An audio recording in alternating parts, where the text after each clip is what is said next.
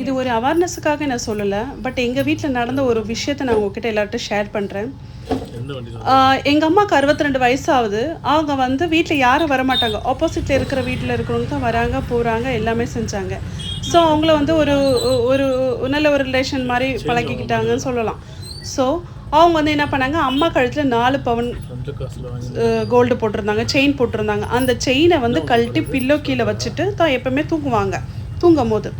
So எதிர் வீட்டில் காரில் இருக்கிறவங்க என்ன பண்ணாங்க, இவங்களை நோட் பண்ணினே இருந்துட்டு அதை வந்து திருடிட்டு போயிட்டு அதே மாதிரி எக்ஸ்சேஞ்ச் பண்ணி வேறு செயினை வாங்கிட்டு வந்துட்டு, ஸோ சேம் டிசைன் கொடுத்து வாங்கிட்டு வர டீட்டெயில்ஸ் மொத்தம் இந்த சிசிடிவி ஃபுட்டேஜில் இருக்குது.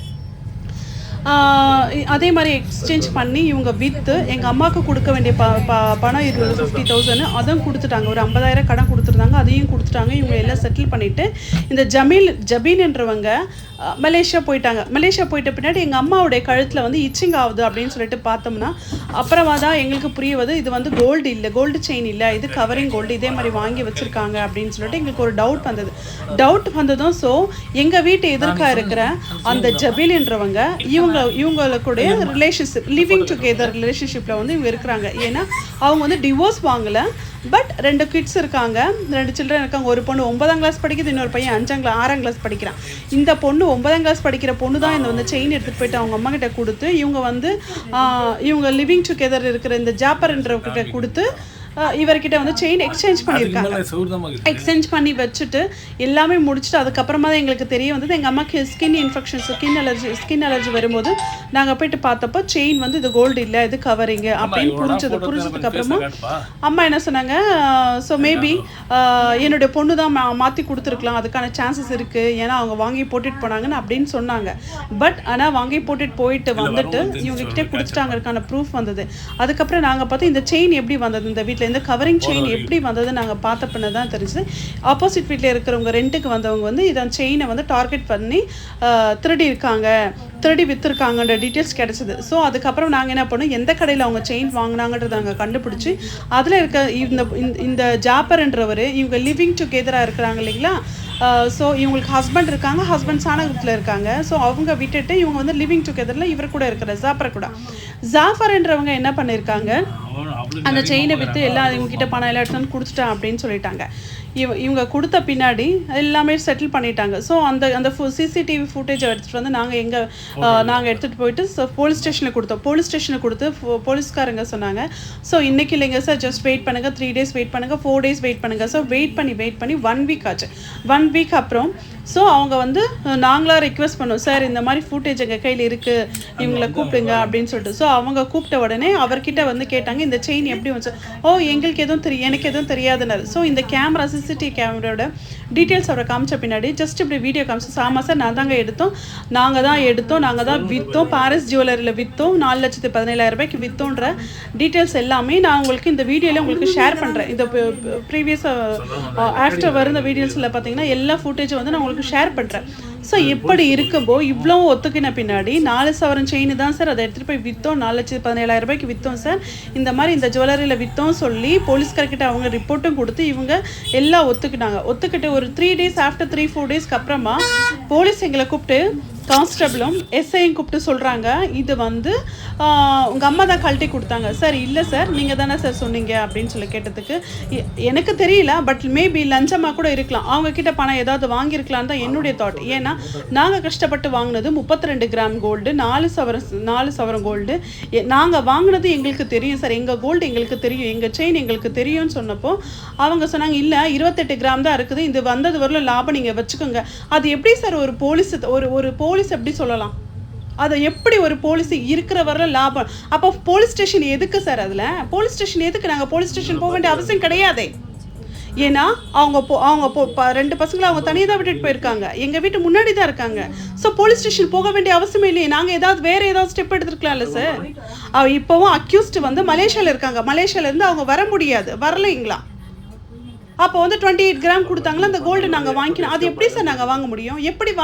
எதுக்காக வாங்கணும் நாங்கள் சொல்லுங்கள்? அப்போ உங்களுக்கு நாங்கள் லஞ்சம் கொடுக்கணுங்களா? லஞ்சம் கொடுத்தா தான் நீங்கள் ஏதாவது ஆக்ஷன் எடுப்பீங்களா? அப்போ எதுக்கு சார் நீதி நேர்மை நியாயம் எல்லாம் எதுக்கு? கோர்ட் எதுக்கு? போலீஸ் ஸ்டேஷன் எதுக்கு?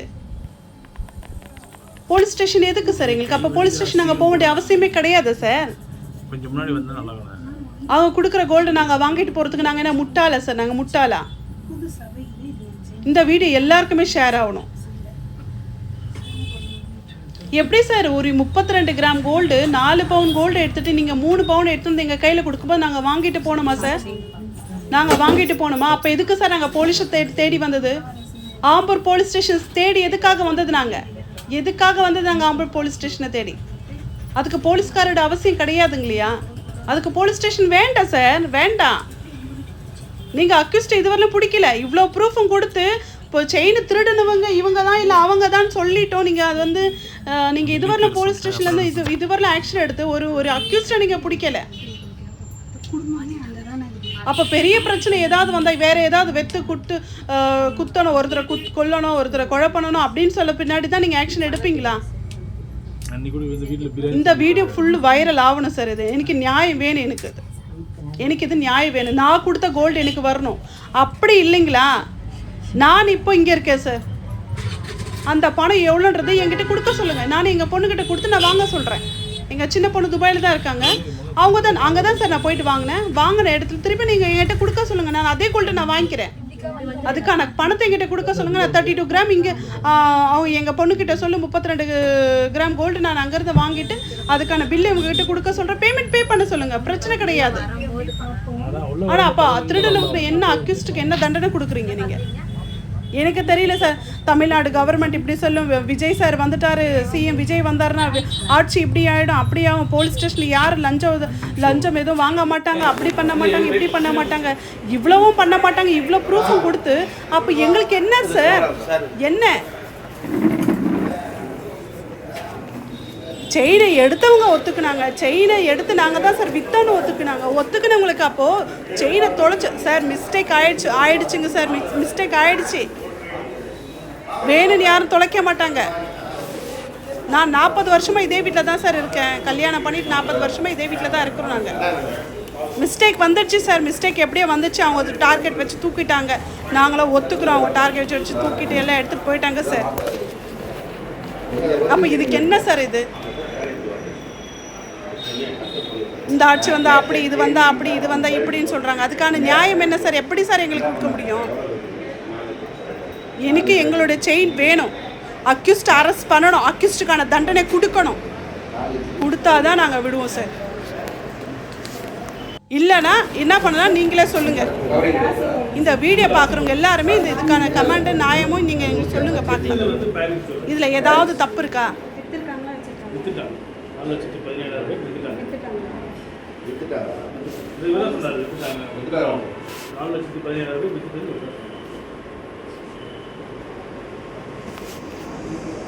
பாரிஸா? பாரிஸ் சொல்றாங்க இருக்காது. அதில் 5 பவுன் செயின் திருப்பி செயின் வச்சுருக்கோம். அதாவது ஒரு 10 வீடு பாட்டிமா பாப்பா வந்து செயின் அளவுக்கு வச்சுருக்கு. அதை ஃபோட்டோ எடுக்கும் போது அதே மாதிரி வந்து காசி போது அதே மாதிரி செயின் ஆகி அவங்க அடிக்கடி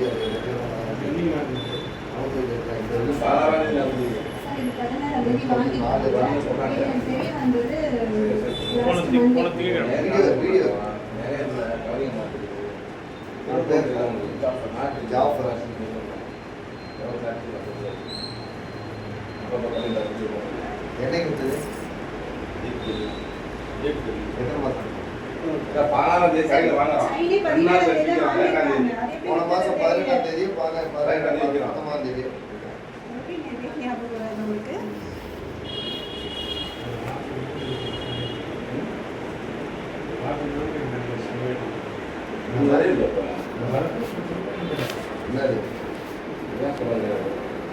நீதான் கம்ப்ளைண்ட் சொல்லுங்க.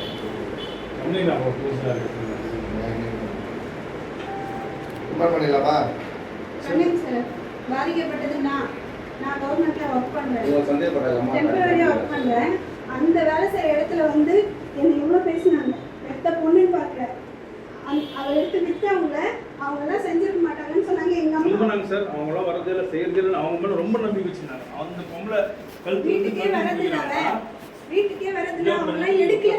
அந்த பொண்ணு நம்ம சந்தேகப்பட்டாங்க. அவங்க பாதிக்கப்பட்டிருக்கா. அவ வரணும் இங்க எனக்கு. அவ வரணும். வித்தல வரணும்.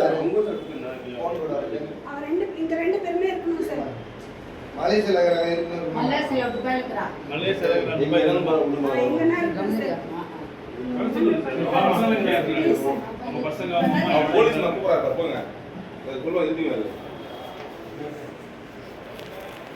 அவ்வளோ ஃப்ராடெல்லாம் அவங்க சந்தோஷமா சார். ஒரு வாரம் கம்பெனி லீவ் போட்டுருவாங்க. சரி நான் லீவ் போட்டால் வேலையை தூக்கிடுவேன்ட்டாங்க. 4 பேர் எதுக்காக அனாஷ்மா பேசினாங்க. இவர் கூட நான் 4 நாள் லீவ் போட்டு இவர் கூட வேறு சார். இவர் தான் தலையெடுத்தா சார். என்னாச்சுன்னா சார் இவங்க எங்கே வாங்குறாங்க செய்கிறேன். அந்த செயின் அங்கே டேபிள் இருக்குது. இந்த செயின் வந்து இவங்களுக்கு சார் நவம்பர் மந்த் நான் வாங்கிட்டேன். ஃபோன் பண்ணி சார் போட்டுருக்காங்கன்னு சொல்லி மாற்றி வந்து பொம்பளை பாட்டி மாதிரி கற்றுது என்னோட நீ மாற்றி கொடுக்க அம்மா அது போய் நான் பண்ணுவேனா? இவங்க பண்றாங்க. இன்னும் சொன்னால் காலுக்கு நகை இவங்க தான் குத்து வச்சுட்டு அவங்க இவங்க தங்கச்சி வந்து நகை இவங்க தான் குத்து வைப்பாங்க. அது அவங்க அம்மா தெரியாது. அப்போ அவங்க அம்மா முன்னாடி எனக்கு ஃபோன் பண்ணி பேசுறேன் சார். அவரை எனக்கு இவர் 3 லட்சம் ரூபாய் கொடுத்தாரு. நான் அதை வச்சு தான் நான் என்னோட கடன் இன்ஸ்டூல் ஃபீஸ் வந்து கட்டிட்டு வந்தேன். அவங்க அம்மா ஏன் எங்கள் அம்மா மேலே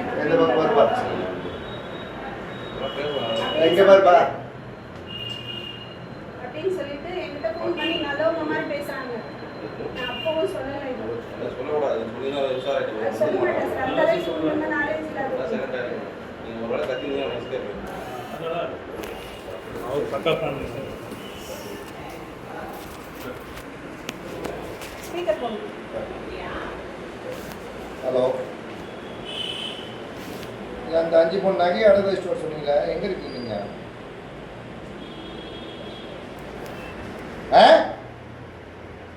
நான் அப்படியா? செயின் போய் கவரிங் செயின் வந்து அந்த அம்மாவை செயினை மாற்றி அந்த செயினை எடுத்து போய் எடுத்துட்டு வந்திருக்கான். நான் அப்படி இப்படி நிற்கிறீங்க. ஊருக்கு கிளம்பி வரீங்களா? இல்லை நாங்கள் அங்கே வரணுமா?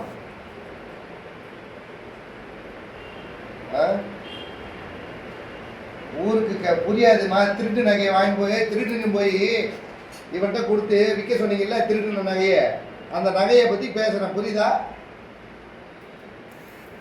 புரியுதா? அப்போ கிளம்பி வாமா. நீ அப்படி இல்லைன்னு சொல்லல. கிளம்பி வாமா. இங்கே கிளம்பி வாங்க. என்னைக்கு வரீங்க? என்னைக்கு என்னைக்கு என்னைக்கு என்னைக்கு வரீங்க? என்னைக்கு வரீங்க? டிக்கெட் வரும்போது வரணும். எப்பேரை கூட வீட்டில் கொண்டு வந்து உட்கார வச்சுருவேன். இந்த வரும்போது வருவேன், உட்காரும்போது உட்காருவேன். இந்த கதையெல்லாம் இருக்காது. இங்கே எப்பேரை போட்டு அங்கே அனுப்பிச்சிடுவாங்க ஃபாரின் பாஸ்போர்ட்டில். அதுக்கப்புறம் எந்த ஊருக்கு நீ போக முடியாது. அதையும் சொல்லிட்டேன். கிளம்பி வரணும். இன்னும் 2 நாளில் இங்கே இருக்கணும். இன்னும் 2 நாளில் இங்கே இருக்கணும்.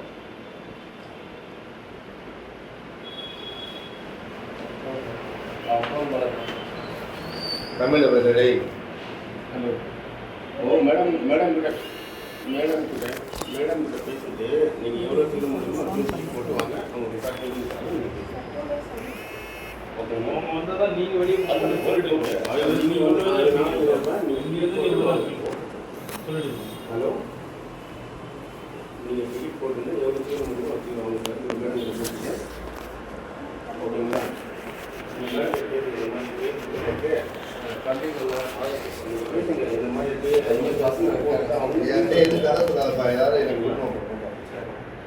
நான் சொன்னேன் போமா. ஹலோ. பேசிட்டு யாரும் சொல்லுங்க. நீங்கள்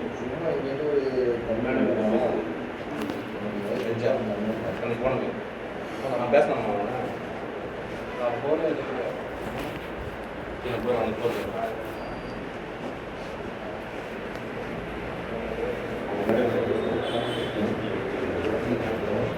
மேடம் நீ என்ன வேலை செய்கிற? மிஷினோட எக்ஸ்பர்ட் பர்சன். என்ன மிஷின்? இந்த கம்பெனி எல்லா கம்பெனி எல்லாருக்கும் இது மட்டும் கன்ஃபார்ம் கன்வென்ஷன் போட்ட சம்பாதிக்க மாட்டாங்க. இல்லை மேடம், கோர்ட்டில் வந்து பேசிட்டு வந்து பேசிட்டு நீங்கள்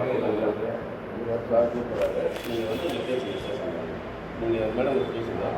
பேசிட்டு எவ்வளோ சீக்கிரம் முடியுமோ பிகாசி மாட்டாங்க ஆனந்தம் அந்த மாதிரி பிரச்சனை இருக்குது கொஞ்சம் சொல்லிட்டு sir sir good morning sir. சரிங்க சார்.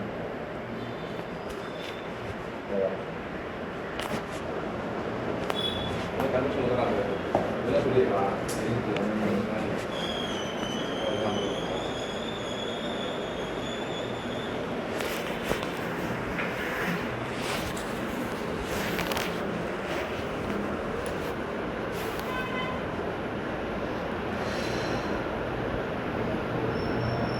சரி டீட்டெயில் எடுங்க. சரி வெயிட் பண்ணுங்க. வெயிட் பண்ணுங்க. சரி தேங்க்ஸ்.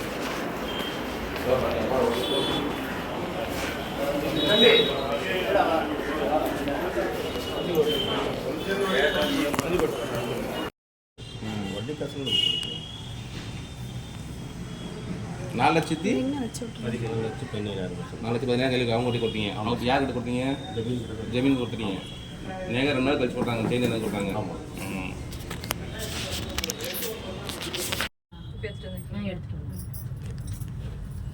கிளம்பிட்டாங்க. எந்த வண்டியில் வந்து மட்டும் பாருங்கள்.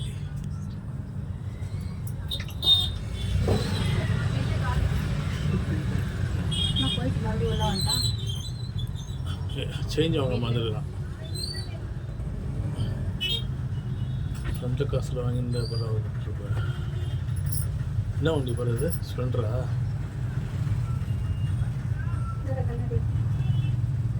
ஸ்ப்ளெண்டர் தானே இது? இதுக்கு முன்னாடி ஃபர்ஸ்ட் டைம் வாங்கிட்டு போன ஸ்பேஸ் நல்லா காமிச்சேன்.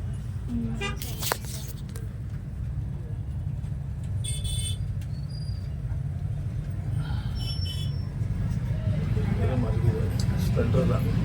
கொஞ்சம் தள்ளி ஸ்ப்ளெண்டர் தான். இல்லை மேலே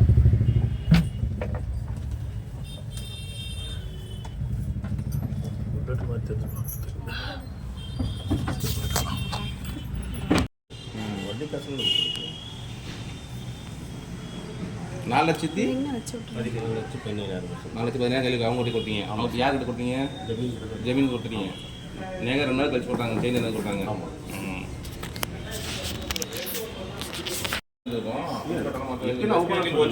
பிரச்சனை ஓகே பரவாயில்ல. நீங்கள் கூப்பிட்டு கூட அவங்க விசாரிச்சுங்க.